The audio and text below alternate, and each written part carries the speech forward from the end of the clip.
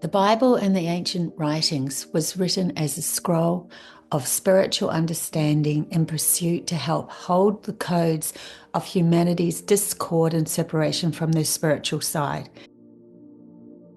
This is because when there was a discord, in other words, the telepathy, which was a universal language, was null and void, then it all had to be written down on tablets, scrolls, that sort of thing.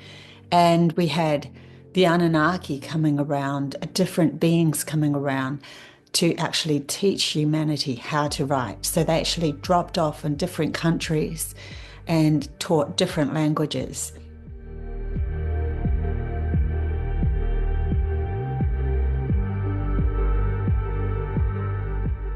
This was done so that when the time came, humanity could use these texts to find hidden mysteries and truths lost, which happened because of their intuitive severance. Once humanity goes through their own awakening by looking at the parts of themselves in lack of love, their connection to their soul's past lives will emerge, and so too the pattern held within the Bible and other written stories of long ago will be seen through a new perspective, giving rise to the universal story of the soul and its resurrection of death from one avatar to another. In other words, reincarnation. This new awareness will transfer to the logical mind as an invite to shift any unwanted stories of limitation, holding humanity up to a whole new way of thinking. Divine and unique, humanity will learn to ground more love and acceptance of all as their own reflection, finally taking the reins to their own creation as source energy or God, going on a journey through the limitations of the logical programming in this profound physical world of birth to death only, as the limits also give rise to the physical boundaries where you as energy are learning to cope in this physical separated world. So in other words, there is reincarnation for sure, but there's also limitations that is brought us by the logical mind and the programming that we only have birth to death. And so there was a sought after by the soul and understanding the soul's journey, that one soul could be leaving one life or one avatar and then resurrect in another avatar. It could be directed that way if there was enough control when it came to the soul and its decisions on where it was going to go next. So the Egyptians actually did a lot of spells, understanding the rising of the sun, the falling of the sun, where the body was placed, all of that sort of thing. It came into a combination of physical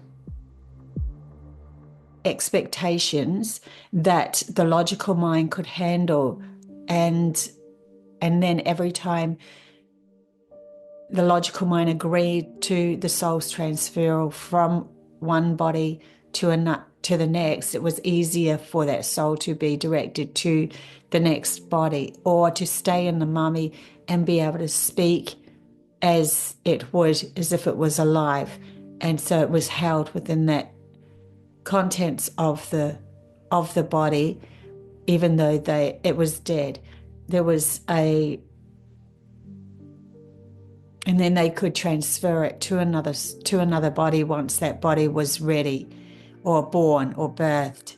And so there was these transferals of souls that was happening in the times of the Egyptian times, and that's literally what was written on the papyrus. But they're saying to me, and the reason why they're brought in the Bible is because every single writing that was done since the fall of our telepathic minds, it was to either hold us into a converted story that was taken charge by those that wanted us to be in a limitation, or it gave us these new awarenesses to what we could actually achieve while here in a physical world. And it just depended on what writing you were looking at. This understanding will eventually give rise to the story that feels the most comfortable for your soul to navigate in this physical world, turning the page to a whole new existence as a human on earth. Full circle, the Bible and other ancient writings will show the way when read as your newly found awareness of your soul, which is felt rather than learnt about. And so too, all ancient writings will activate in your feelings of truth already held within your own divine journey. Okay, so let me explain that. So here we are in this birth to death, and we have our limitations, and we're severed from our right hemisphere, which is understanding that the soul keeps going on even past this body, this life. And the ancient scrolls from Egypt were still very connected to that piece of themselves. So they still used protocol in a physical way to navigate the soul's journey, to keep specific, especially high-end mature souls alive, even if it was that they had to exchange from one to another. But then there was a story of the chopping up or dismembering of a person that was a high-end god sort, and they didn't want that person to be resurrected. So they chopped up all the different body parts. They put them everywhere around the world. That meant that around their world or around their area. And then that meant that I think it was Isis went round and tried to find all the bits of body parts, because she wanted to bring this soul's alignment back together. Because when the soul is, they believed when the soul left the body, it would be going from one body part to another to try to find itself. And so it wouldn't be central enough to be able to resurrect into another avatar. Now, that's kind of like the dismembering also of our own psyche, and how we started our journey of everything became separated. And when we are only leading by the logical mind, we are compartmentalizing everything and trying to fit it into a box that looks to be something representing a physical content. In other words, if I can't see, feel, touch, smell it with my senses, then it doesn't exist. It literally compartmentalized our whole psyche of ourselves, and we lost our way trying to find it through different outside sources. And it's not until we bring it all back together and realize that the wholeness of ourselves is literally already within us as the soul, and our understanding that as a soul, you can move through any sort of life. You can choose where you want to go, but there has to be no ties to the past life, like a literal let go. And so many of us are learning to let go of the world that we are living in now so that we can create a new world. And that means we're severing the ties to all of those that held us in a limitation and kept us stuck. So this is a literal new rebirth or resurrection of humanity's consciousness to be able to carve a new path into something completely new and create something totally new. And then when you are whole, and then you read these transcripts, and you will see them from the understanding of the soul's perspective. So the codes will be enlightened, because you will, when you read anything that is of the past, e.g. the Bible and so forth, you will have this awareness or a knowing. When I was probably about 9 or 10 years old, my mum had a really big, beautiful big Bible, and I flipped just through the pictures and I saw the Bethlehem light star that the 3 wise men followed, and I straight away knew it was not a star, it was a UFO. And I also remember reading about Virgin Mary, and to me, she actually was impregnated by a higher benevolent beings that were, and I believe they were Pleiadians, that were helping the birth of Jesus to come here, mean, Jesus, I think, was very dismembered in the Bible. There was fractions of stories of, I think there was different types of people that had power back in those days. And if you had that kind of ability to heal, because it was still something that was being knocked out of humanity's consciousness, that we can heal ourselves, then you were called out and persecuted for that healing, because the logical mind didn't understand past just the physical world and what it saw in the physical world. They didn't believe in it. The logical part of ourselves didn't believe that we could heal each other. It didn't believe in the connection to heal each other. These benevolent beings coming into human form and being able to do these miraculous things to help awaken humanity. But it wasn't supposed to be. It was just a holding code for the times of the lost feminine side of self.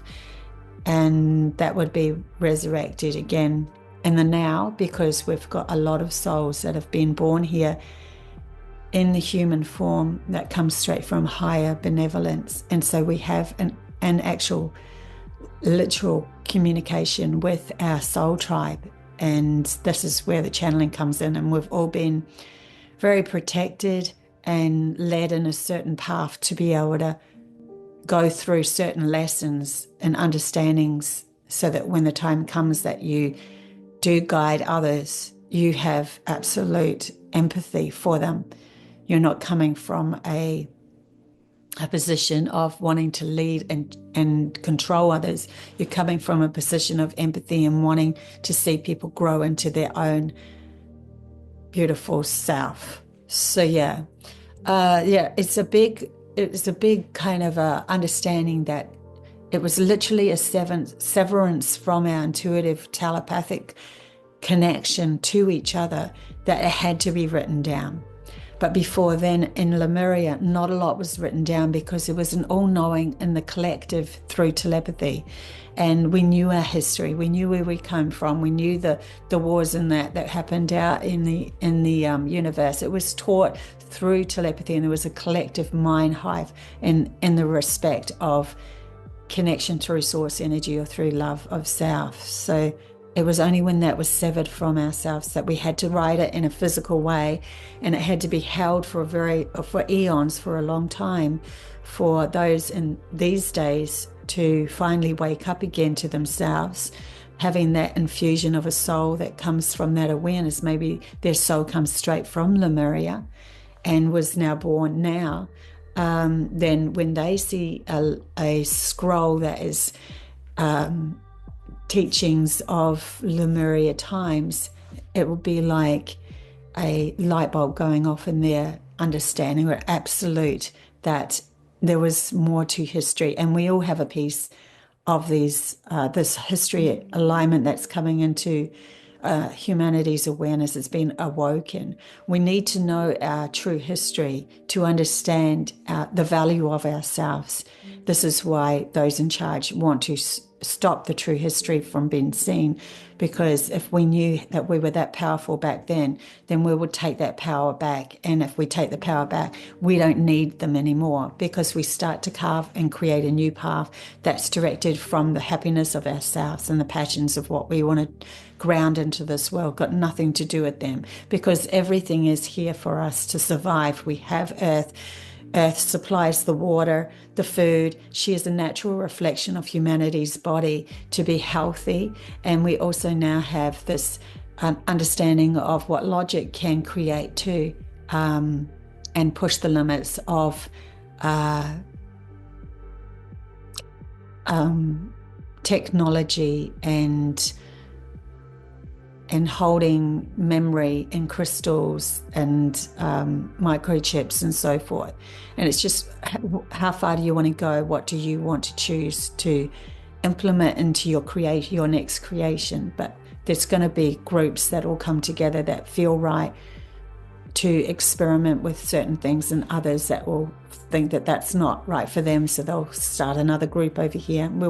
We'll create these pods of groups of people doing this. But there will be an ignition of the stories from way, way back that will remind us of the understandings of the ancient ways before writing and the logical mind took over.